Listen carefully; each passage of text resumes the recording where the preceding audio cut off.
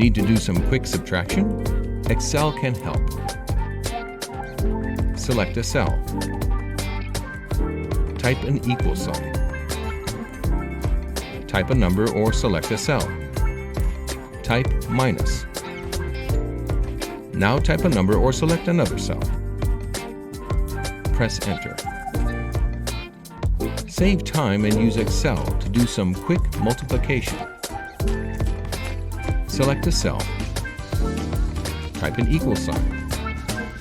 Type a number or select a cell. Type an asterisk. Type a number or select another cell. Press Enter.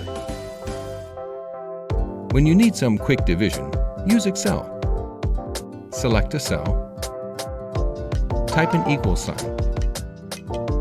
Type a number or select a cell. Type a /. Type a number or select another cell.